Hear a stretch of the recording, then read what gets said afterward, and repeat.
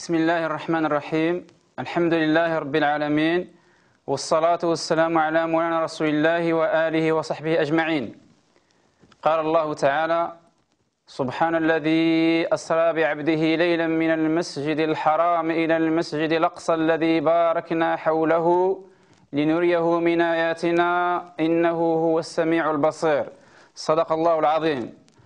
لمكانة المسجد الأقصى المبارك في الإسلام ولجلال قدره ربطه الله جل وعلا بالمسجد الحرام وبمسرى سيدنا رسول الله صلى الله عليه وسلم. سيدنا أبو ذر الغفاري رضي الله عنه أرضاه سأل سيدنا رسول الله صلى الله عليه وسلم فيما رواه الإمامان البخاري ومسلم، قال: أي مسجد وضع في الأرض أول؟ قال عليه الصلاة والسلام: المسجد الحرام. قال: ثم أي؟ قال: المسجد الأقصى. قال: كم بينهما؟ قال: 40 سنة. المسجد الأقصى المبارك معشر الإخوة والأخوات ملك للمسلمين شرعا وتاريخا، وهو أمانة في أعناقنا جميعا نحن المسلمين ونحن العرب. والمسؤولية أيها الإخوة والأخوات على الحكام العرب والمسلمين. فأين المنظمات العربية والإسلامية الرسمية؟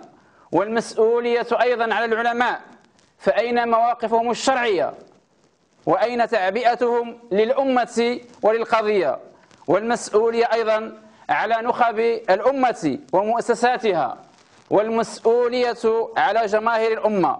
فيا أيها المسلم ويا أيها العربي، الأقصى والقدس ومقدسات الأمة وفلسطين أمانة في أعناقنا جميعا، وسنحاسب على كل تقصير. فماذا نقول لله عز وجل يوم الحساب، يوم يقوم الناس لرب العالمين؟ أيها الإخوة والأخوات، تحية إخاء وإباء وشموخ ووفاء لإخواننا وأخواتنا المرابطين في بيت المقدس وفي أكناف بيت المقدس، ويرحم الله الشهداء. ونسأل الله عز وجل النصر والفتح المبين لشعبنا في فلسطين. جيش تحرير القدس أيها الإخوة والأخوات الذي قاده الإمام صلاح الدين الأيوبي في القرن السادس الهجري، كان المغاربة يمثلون خمسه، وكذلك المغاربة الذين هبوا لنجدة القدس وفكوا الحصار في جيش يضم 180 سفينة حربية كان فيها العلماء والجنود والعتاد. بعد ذلك أسكن الإمام صلاح الدين الأيوبي المغاربة غرب المسجد الأقصى في الحارة المعروفة بحارة المغاربة، والتي كانت تضم 135 منزلا، وتضم جامع البراق وجامع المغاربة، وتضم المدرسة الأفضلية التي كانت تدرس فقه الإمام مالك. هذا التراث كله نسفه الصهاينة سنة 67 و900 وألف. فيا أيها المغاربة، هذه أمانة الأجداد، هذه دماء الأجداد، هذه انتصاراتهم، هذه شجاعتهم في القدس، أمانة في أعناقنا وفي أعناق الأجيال كلها. ولا يزال المغاربة على العهد أوفياء بما يقدمون الآن من أجل فلسطين من دعم ودعاء وتظاهرات وفعاليات، لكن المطلوب والواجب يحتم أكثر مما قدم. ولا بد أن تحاصر هذه الفئة من المغاربة التي تسارع إلى التطبيع مع الكيان الصهيوني، ولا بد أن تفضح، ولا بد أن تعزل، لأن مواقفها غريبة عن الشعب المغربي، عن تاريخه وعن مبادئه وعن هويته وعن شهامته وعن وفائه لقضية فلسطين. الكيان الصهيوني معشر الإخوة والأخوات أضعف الآن مما كان، وإنما قوته في ضعفنا نحن. فمتى أخذنا زمام المبادرة ومتى استثمرنا قوتنا هزم العدو.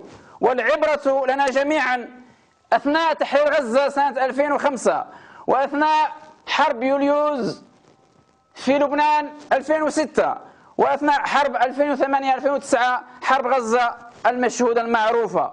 بين أيدينا أيها الإخوة أيتها الأخوات وعد الآخرة، وعد القرآن، وعد سورة الإسراء بأن القدس ستتحرر، وبأن المسجد الأقصى المبارك سيعود للمسلمين، وبأن فلسطين ستتحرر. لكن وعد الله عز وجل أيها الإخوة أيتها الأخوات لا يتنزل على المتخاذلين، لا يتنزل وعد الله على المتقاعسين، ولا يتنزل على العاجزين، بل يتنزل وعد الله على المؤمنين المثابرين المجتهدين الفاعلين المجاهدين بأنفسهم وبأموالهم وبأصواتهم وبأقلامهم وبإعلامهم وبعلاقاتهم وبنفوذهم وبسلطتهم من أجل الأقصى ومن أجل فلسطين. قال الله تعالى: يا أيها الذين آمنوا ما لكم إذا قيل لكم انفروا في سبيل الله اثاقلتم إلى الأرض أرضيتم بالحياة الدنيا من الآخرة فما متاع الحياة الدنيا في الآخرة إلا قليل إلا تنفروا يعذبكم عذابا أليما ويستبدل قوما غيركم ولا تضروه شيئا والله على كل شيء قدير. فلننهض جميعا أيها الكرام أيتها الكريمات، ولنتعبأ جميعا من أجل القدس ومن أجل الأقصى ومن أجل مقدسات الأمة ومن أجل فلسطين، مع المقاومة ومع الصامدين في المسجد الأقصى المبارك، وضد الانبطاح والتفريط في الأرض وفي المقدسات، وضد التطبيع مع الكيان الصهيوني المغتصب لأرض فلسطين. قال الله جل وعلا: بسم الله الرحمن الرحيم: إن تنصروا الله ينصركم ويثبت أقدامكم. صدق الله العظيم، والسلام عليكم ورحمة الله وبركاته.